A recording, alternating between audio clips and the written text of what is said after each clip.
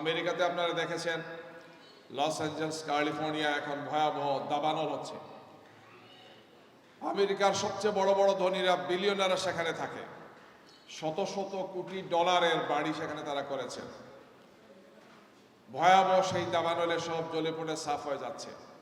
আর এর মধ্যে একদল লোক এসে লুট করছে, ডাকাতি করছে। এত উন্নত দেশ, এত উন্নত আইন, এত উন্নত প্রক্রিয়া, এত উন্নত ব্যবস্থাপনা, মানুষের মর্মগজ পরিবর্তন না হলে শুধু একটি সুন্দর নীতি আর পদ্ধতি দিয়ে একটি দেশকে মানবিক দেশে পরিণত করা যায়, মানবিক সমাজ হয় না। বাংলাদেশ জামাত ইসলামের প্রতিষ্ঠা এই কারণেই অপরিহার্য ছিল। জামাত ইসলামী এই কারণে প্রতিষ্ঠা হয়েছে যে আমরা আল্লাহর এই জমিনকে আল্লাহর দেওয়া বিধানের ভিত্তিতে আমরা দেখতে চাই। মানুষের তৈরি করা আইন দিয়ে, মানুষের তৈরি করা মতবাদ দিয়ে কখনো শান্তি আসতে পারে না। শান্তি আসতে পারে না বলেই আল্লাহ রাব্বুল আলামিন যুগে যুগে নবী এবং রসুল পাঠিয়েছেন এবং তাদের সাথে কিতাব দিয়েছেন, তাদের সাথে ওয়াহি দিয়েছেন, ওয়াহির মাধ্যমে কিতাব দিয়েছেন।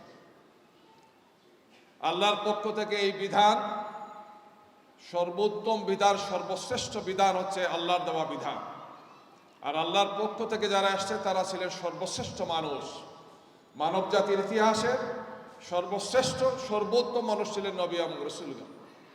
মানবীয় গুণাবলী, যোগ্যতা, ব্যক্তিত্ব সব দিক থেকে পৃথিবীর ইতিহাস আর এই ধরনের কোনো মানুষ দেখেনি। আল্লাহ এই বিধান দিয়েছেন, সর্বশ্রেষ্ঠ মানুষ দিয়েছেন। উদ্দেশ্য ছিল সেটাই যে মানুষের এই সমাজকে আল্লাহর ইচ্ছার সমাজে পরিণত করবে। আল্লাহ যে সমাজ, আল্লাহ যে মানুষ, আল্লাহ যে মানবিক একটি সুন্দর রাষ্ট্র এবং সমাজ দেখতে চান, এই সমাজের জন্য এই দুইটি উপকরণ প্রয়োজন ছিল।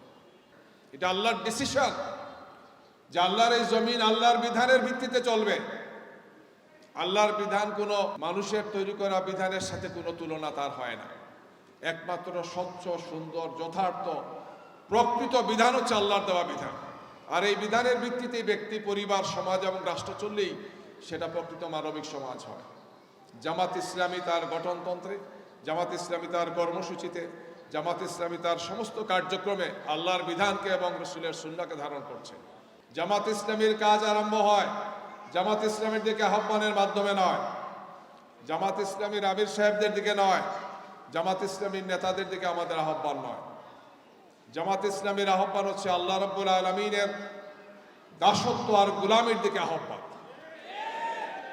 জামাত ইসলামীর আহ্বান হচ্ছে তার রসুলের আনুগত্যের দিকে আহ্বান।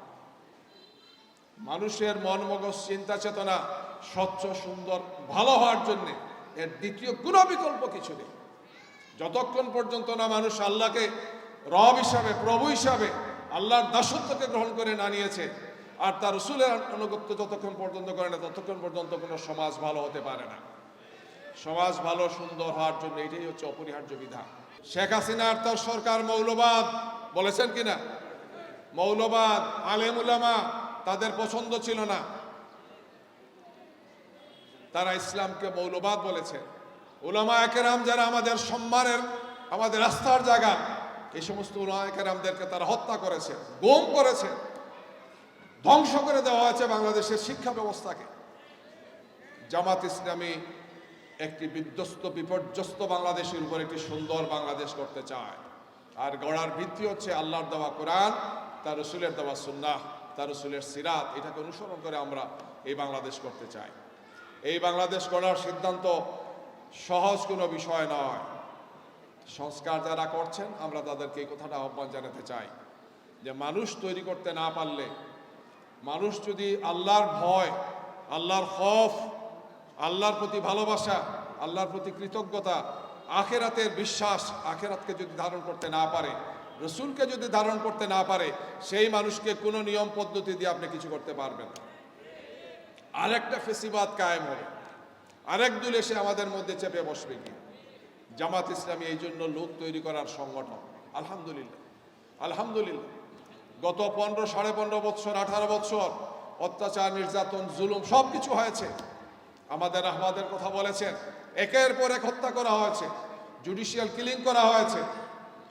বাংলাদেশের ইতিহাসের সবচেয়ে সৎ, নীতিবান মন্ত্রী ছিলেন, 1 টাকার কোনো দুর্নীতির অভিযোগ যাদের বিরুদ্ধে আসে নাই, মন্ত্রী হওয়ার দিন থেকে আরম্ভ করে 5 বছর পরে যখন বিদায় নিয়েছেন, একদম স্পষ্ট সত্যকে তারা ধারণ করে দেখিয়ে দিয়েছেন যে আমরা জনগণের টাকা, মানুষের টাকা আমরা লুটপাট করি নাই।